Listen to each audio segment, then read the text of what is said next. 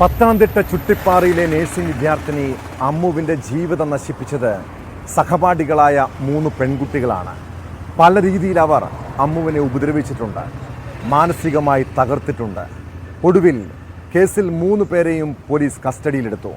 ഇവരെ പ്രതി ചേർത്ത് ആത്മഹത്യാ പ്രേരണ കുറ്റം ചുമത്താനാണ് നീക്കം.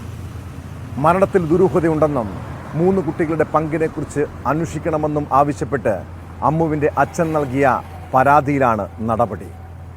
അമ്മു ആത്മഹത്യ ചെയ്യില്ലെന്ന് ആവർത്തിച്ച കുടുംബം കോളേജ് അധികാരികൾക്കെതിരെയും ഗുരുതര ആരോപണങ്ങളാണ് ഉന്നയിക്കുന്നത്.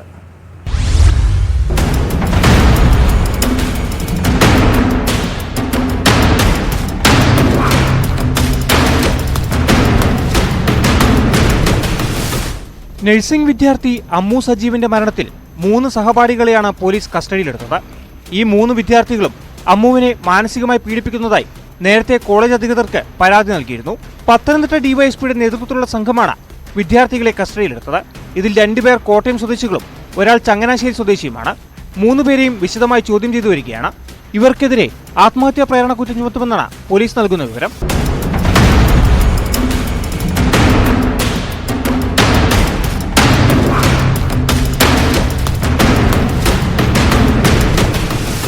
അതേസമയം അമ്മുവിന്റെ മരണത്തിൽ ഗൂഢാലോചന നടന്നതായാണ് കുടുംബത്തിന്റെ ആരോപണം.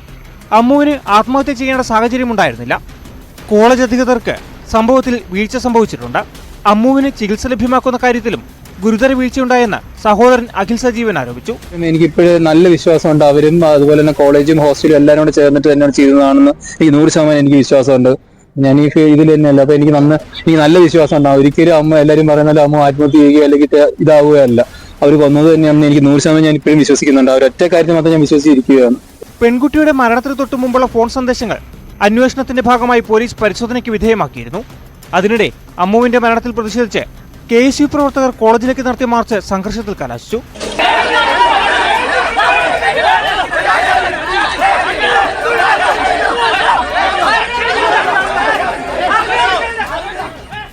ന്യൂസ് 18 പത്തനംതിട്ട.